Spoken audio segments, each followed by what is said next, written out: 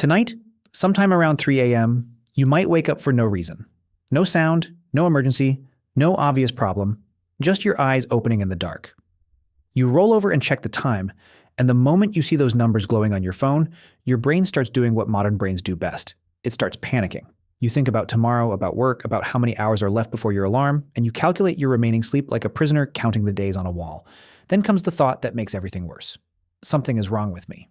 But for most of human history, waking up in the middle of the night did not mean something was wrong. It meant the night had entered its second act.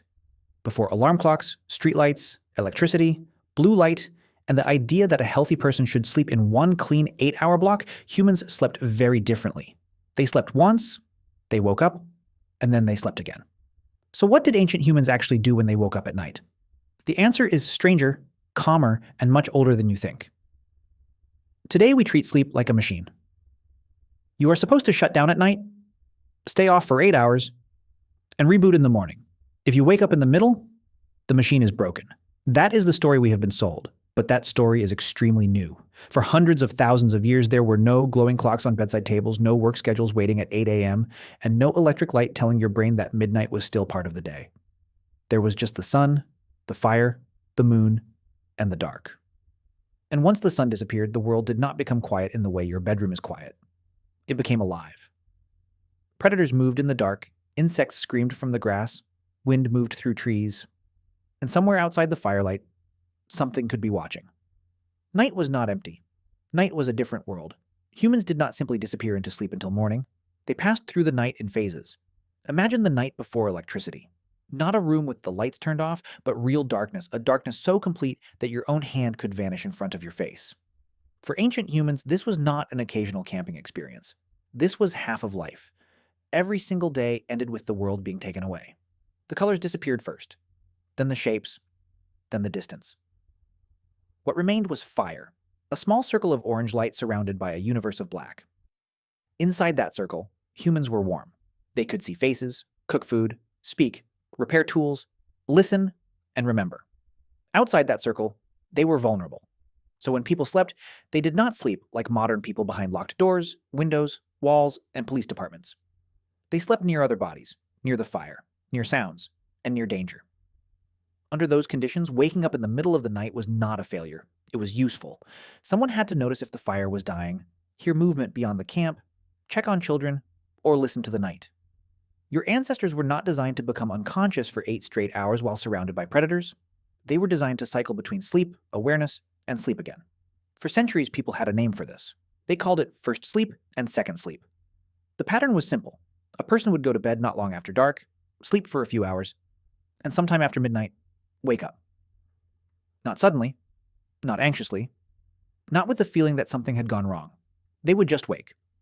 Then they might stay awake for an hour, sometimes 2, sometimes longer. After that, they would return to bed and sleep again until morning. This was not rare, and it was not a strange habit practiced by one village or one culture. References to first and second sleep appear across historical records, old medical texts, diaries, letters, religious writings, and court documents. People mentioned it casually because to them it was casual, like breakfast, like sunset, like winter. The strange thing is not that they slept this way. The strange thing is that we forgot. The period between first sleep and second sleep had its own atmosphere. Some people called it the watch. It was not fully day and not fully night, not sleep, but not ordinary wakefulness either.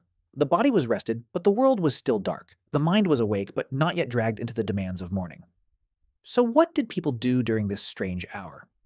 They thought, remembered dreams while the images were still fresh, prayed, spoke quietly to the person beside them, checked the fire, had sex, visited neighbors, and reflected on problems that felt different in the dark than they did in the noise of daytime.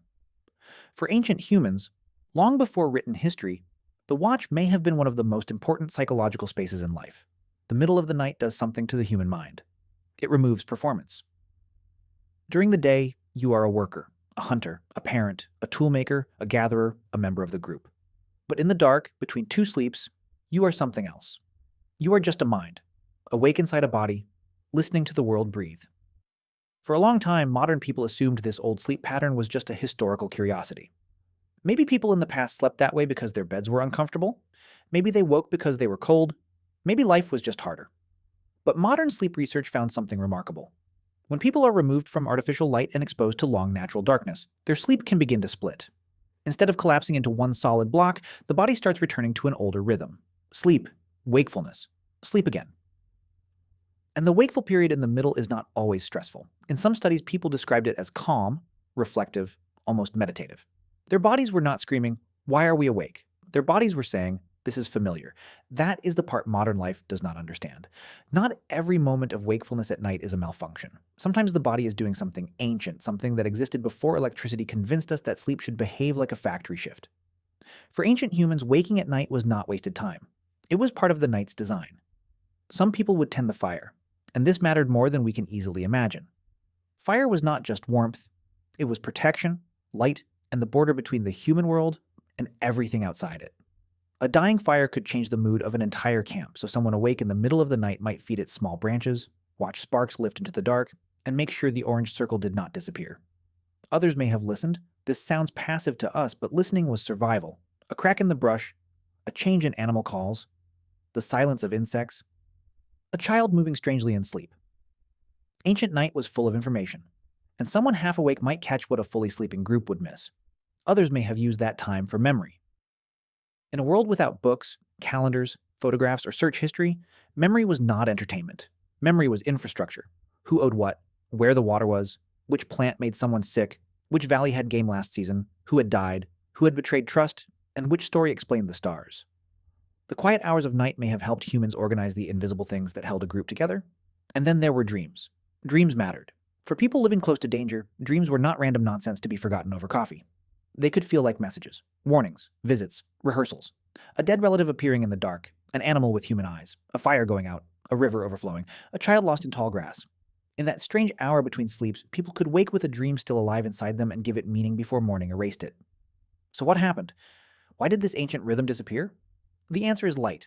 At first it was fire, then oil lamps, candles, gas lamps, streetlights, electric bulbs, televisions, laptops, and phones bright enough to trick a brain older than civilization. Modern humans did not simply make the night safer. We colonized it. We pushed daylight deeper and deeper into the hours that once belonged to darkness, and your body never got a vote. Your eyes send light information to your brain, and your brain uses that information to decide what time it is. For millions of years, the rule was simple. Bright light means day, darkness means night. Then modern life took that ancient rule and broke it. Now, at 11 p.m., your brain sees light.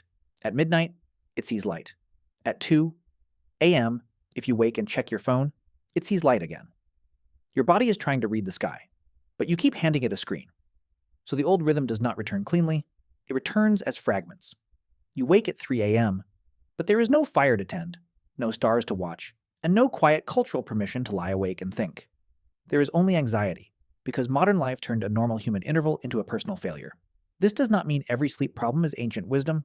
Sometimes waking up at night is stress, caffeine, illness, noise, alcohol, screens, depression, anxiety, pain, or a life that gives your nervous system no safe place to land.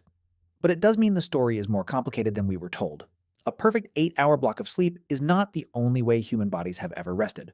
For thousands of years, people woke in the dark and did not immediately believe they were broken. They listened, reflected, remembered dreams, warmed themselves beside the fire, touched the person sleeping next to them, waited inside the quiet, strange, ancient middle of the night, and then slept again. Maybe that is what makes 3 a.m. feel so strange now. Not because waking up is unnatural, but because the world that once knew what to do with that hour is gone. No fire, no tribe breathing beside you, no stars bright enough to fill the sky, no permission to simply be awake. Just a glowing phone, a silent room, and a brain trying to understand why the night feels unfinished. So the next time you wake up in the dark, before you reach for the screen, before you start counting the hours you have left, and before you decide that something is wrong with you, consider another possibility. Maybe your body is not failing. Maybe it is remembering.